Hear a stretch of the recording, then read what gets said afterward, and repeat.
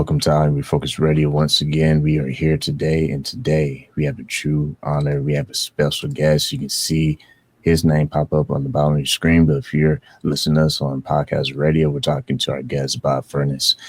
Today is all about him being a great father. He has a great heart, navigating a storm that no parent should ever have to face. It's about also his daughter, Keesha, whom he affectionately calls the warrior princess. Him and his wife found the website that you can go to and learn more about the organization, because I'm telling you, the book that we're about to unpack here is going to be something special. And I believe you're really going to be inspired by this. His daughter, she was diagnosed with stage 4 breast cancer at just 30 years old. And what unfolded after that was a journey that no script could prepare you as a parent, filled with pain, wisdom, humor, and what Bob beautifully calls Keesha-isms, life lessons rooted in grace, strength, and radiant soul. His new book, On the Blue, it offers us a front row seat, not to just his personal life, but to ultimately a beautiful message that's going to be inspirational. So first and foremost, I want to say to you, Bob, thank you for being on the show today, man. How you doing? Thank you. I'm doing well, and I appreciate that intro. That was very kind. Thank you. It was a beautiful story, and I know that this was a special project that you really put a lot of love into it. So kind of take us back for a moment when you got the call, that what was going through your mind, and how did that kind of reshape everything that you kind of look out towards in life? Yeah, I was actually out of town on a business trip in California, and my wife called me about 7:30, 8 o'clock at night. I was at a company sponsored party, and I looked down, and it was a little bit unusual for her to call me. So I picked up the phone, and she said, "I need to talk to you." And I said, "Okay, let me get outside. It's really noisy in here." There was a band playing, and I went outside, and she told me that she was on the way to the hospital, that Keesha was having chest pains and having trouble breathing. And so, immediately we were surprised and thought that she was having heart problems. And they came in a couple of hours after doing some tests and doing a CAT scan, and told my wife and my daughter that we found what we believe to be cancer in your body in multiple places, and we're going to send you to an oncologist tomorrow. So there I am in California. I went back to my room. I got online. I tried to find the red eye special. I went to the airport. I was number 8 or 9 in line. I had this idea that I was going to stand up on a chair and try to talk somebody out of their spot if I needed to. But the airline got me there and got me home the next morning at 9 o'clock. And we took her to the same oncologist that had treated my wife when she had non-Hodgkin's. And it is a long-term survivor from that. And my mom, who had also treated there by the same doctor, who had a glioblastoma about 20 years ago, and she passed away rather quickly. So we had some history with the doctor. We had some history with the cancer center, and they gave us the worst news you can ever have as a person, and especially as a parent. We were sitting in the room. I heard him say, "You have metastatic breast cancer." I believe I knew what metastatic meant, but I don't believe I knew just how much gravitas he was sharing with us. But she had cancer that had metastasized from her breast into her lungs and into her bones. And it eventually took her life at just 34 years old. But those 4 years were amazing years of her becoming the warrior princess. I always called her my little princess, and I added in the warrior, and she became the warrior princess, and had one thing on her mind, and that was living another day, another week, another month. And she fought valiantly for 4 years. When you look at being a parent in the moment of a crisis like that, I can only imagine that everything that used to be normal in your world is now disrupted.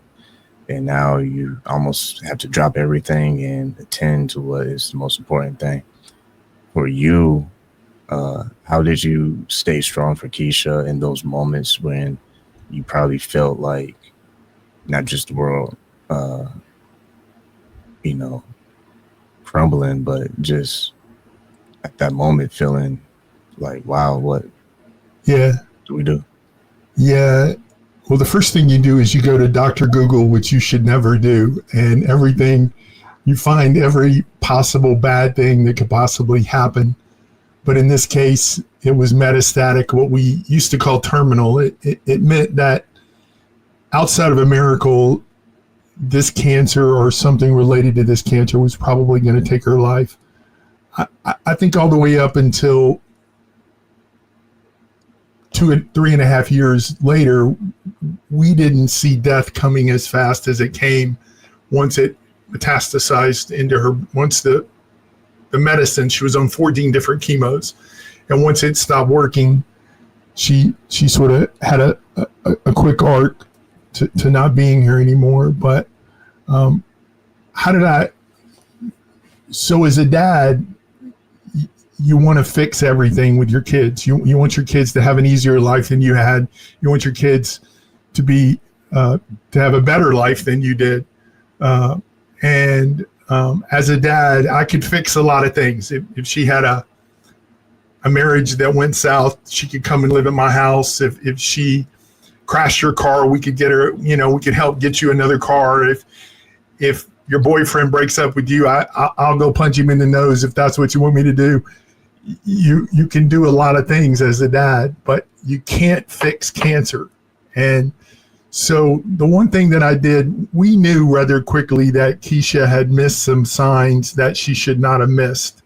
And I'll talk about that in a minute when I talk about the nonprofit, but she missed some signs. But very quickly, I figured that it didn't matter.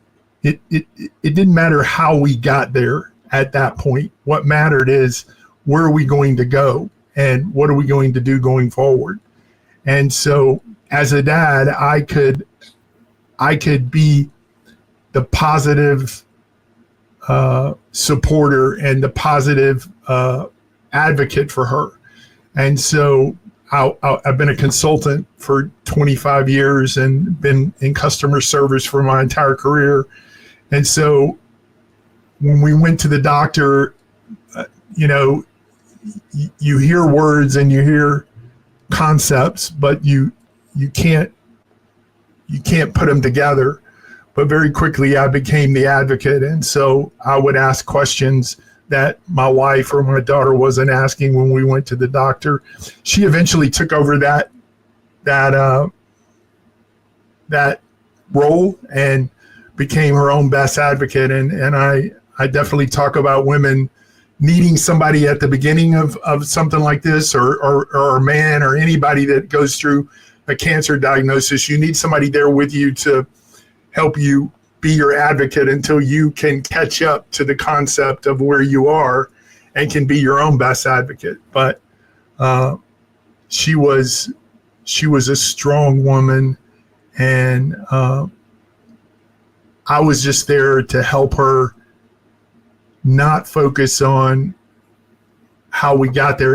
And I can tell you a story about that. So Keesha had severe ADD. I talk about this in the book. Had severe ADD when she was growing up, and it was probably the 5th or 6th grade before we figured out what it was. We just thought she was she didn't pay attention. As a father, if I went in and said, put on your shoes, put on your socks, put on your shoes, get your books and put them in the book bag and meet me in the car, I just gave her 4 too many things to do, because the only thing she was going to do was one thing at a time. And once she realized that, or once she got on meds, it got better. But I actually believe, and I think sometimes we look at our kids and we want them to be different. We want them to be better. We want them to succeed. And I look at that flaw or that disability, not a flaw, but a disability that was in her life. And it became her superpower. It became her ability to think about one thing. And so when the doctor would say, we're going to put you on this med and this is what's going to happen, she would always say, so what happens if that doesn't work? Because her focus was, hey, I'm going to live. And it wasn't a Pollyanna, I'm going to live. Like, she knew how sick she was.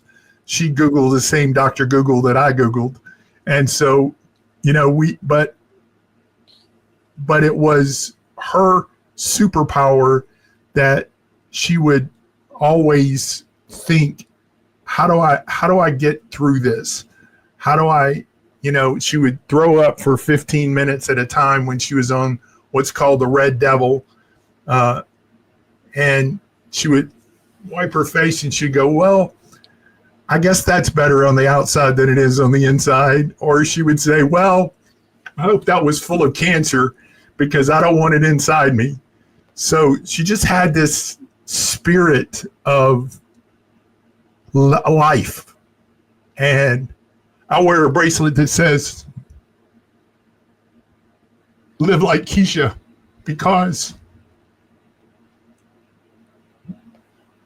she taught me what was important in life. And that is to live life to its fullest every day. I'm glad you said that because we do need reminders to live life to the fullest. And it's great that you have that bracelet because every time you see it, it's going to push you to keep pushing. Yeah. And a lot of times we need that person or that thing that reminds us that there's bigger things ahead, and it's not always what's going on currently, but it's like, what can we actually do for the future self? Because if we're too caught up in the moment, I like to say we missed out window of opportunities. Yeah, and I don't believe that what we've done with the nonprofit has given her life meaning or given her legacy, made a legacy for her. I believe she made a legacy for herself, and her life had significant meaning. But we have definitely been able to save some lives as a result of her story. And towards the end of her life, she talked to me multiple times about, hey, Dad, keep telling my story, because I don't want anybody to go through what I've gone through, and I don't want any parent to go through what you and Mom are going through. So tell my story so people will do it the right thing.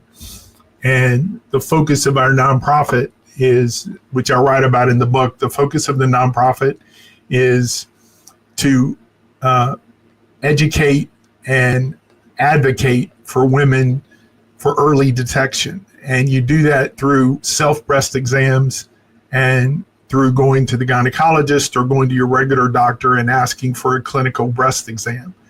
And sometimes that doctor, we've had multiple stories. They're going to tell the daughter or the wife or the lady who's 25 or 30 years old, oh, that's not necessary. You're too young for breast cancer. And what I tell them is, you tell them this story. You tell them the story of a friend of yours who, or a person that you heard a podcast from, and his daughter was just 30 years old, and she went to stage 4. And you tell her about the other ladies that are stories that are on our website. The 27-year-old who the doctor said, I'm sure it's nothing, we'll just watch it. And she said, I have a friend of mine whose daughter had cancer at 30. Can we have it checked? And they had it checked, and it was a very aggressive kind of cancer that the doctor said, we probably would be having a very different conversation if you hadn't pushed me to have you checked. So On to Blue was the culmination. We opened the nonprofit in 2020 in the middle of a pandemic. We've given out 65,000 plus of these cards this is a card that hangs on the shower head in the bathroom and reminds women, has instructions of how to do it on the back, and it reminds women just to do their monthly self-checks. You can get that for free on our website. If you just go to warriorprincess.org, click on the little pink banner at the top, it'll take you to a page where you just enter your address, remind us where you heard about it, and we'll mail it out. And in fact, if you've got multiple daughters or 5 or 6 friends that you want to give them to, or you've got a women's group that you have 100 people and you want to give 100 of them out, we'll ship them to you free of charge. That's our main focus in the nonprofit, is to educate women on those things.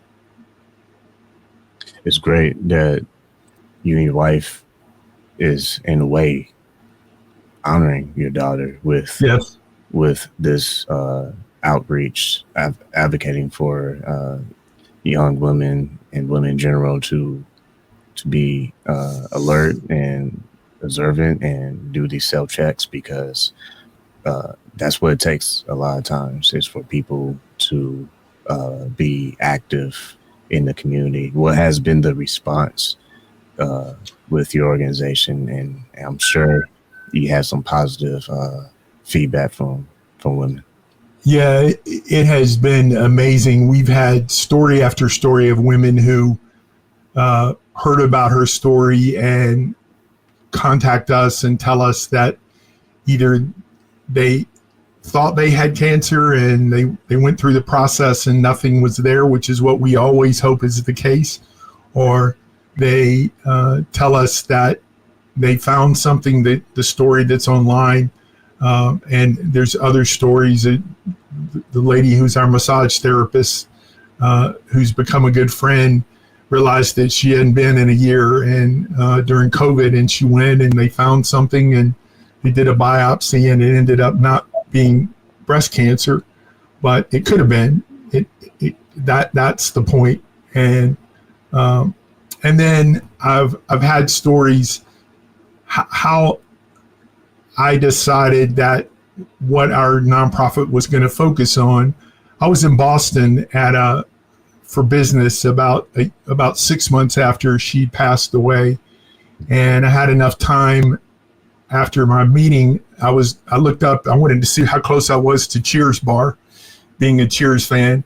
So I was not too far away, so I walked over to Cheers bar and I sat down, and while I was sitting there at the bar, a couple sat down next to me and strike up a conversation. And then the wife asked me a question that nobody had ever asked me since Keesha had died. And it was, how many kids do you have? And in a matter of a less than 30 seconds, I went through a whole bunch of stuff in my head. Do I bring down the mood in the bar? Do I tell her the story? Do I just say I have one son and 2 grandkids? What do I tell her? And I decided to tell the story, and I told her about my daughter, and the husband looked at his wife and said, we have 2 daughters that are in their 25 to 30.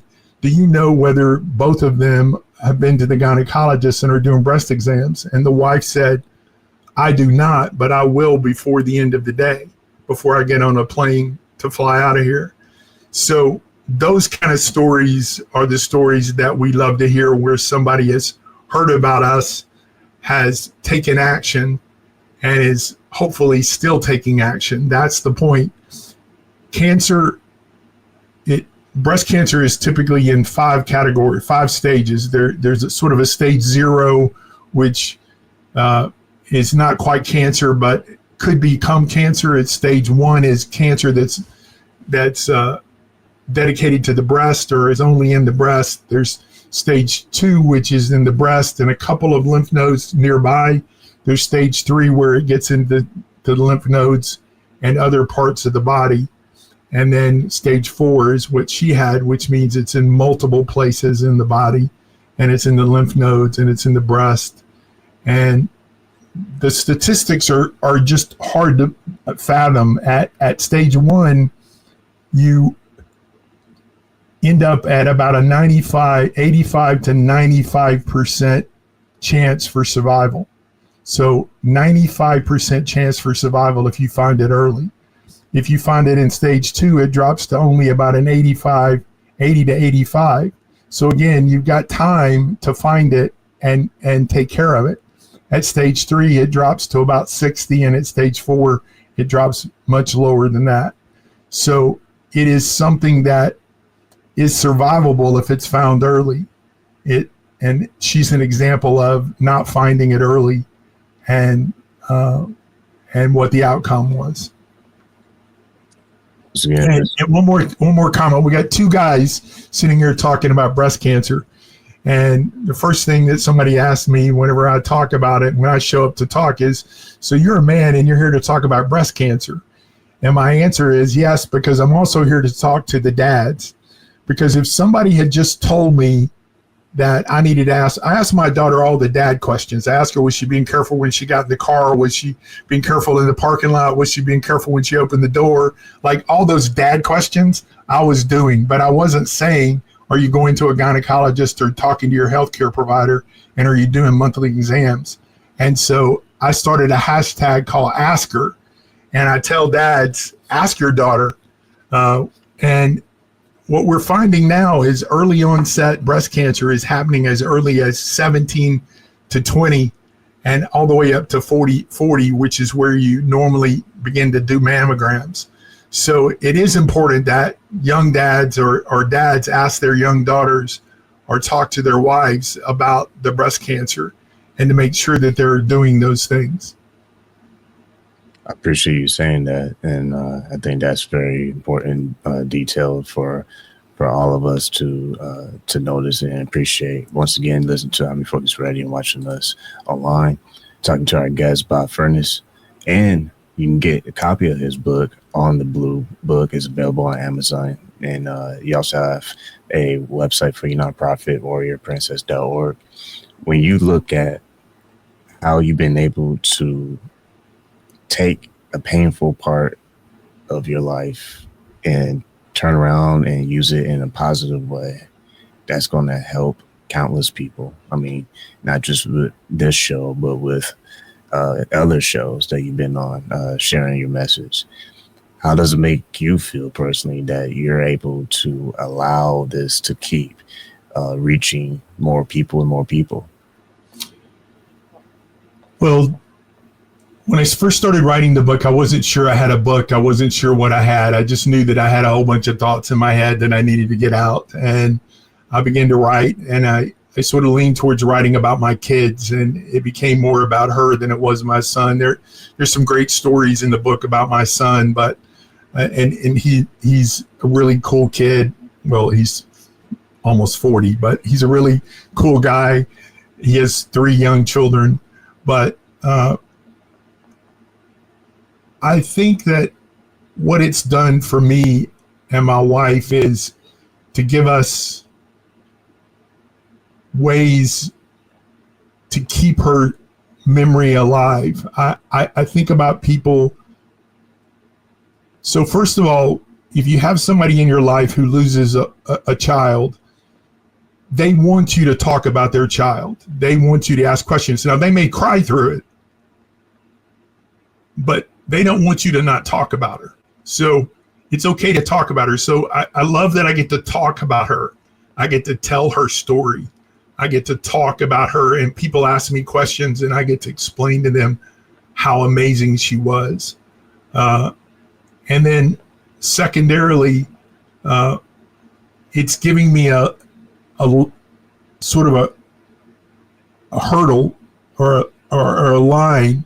I was diagnosed with Parkinson's in 2020, and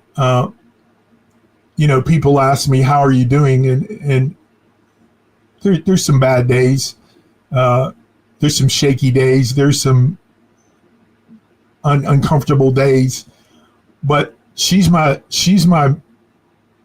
goal. She's my, she's the finish line,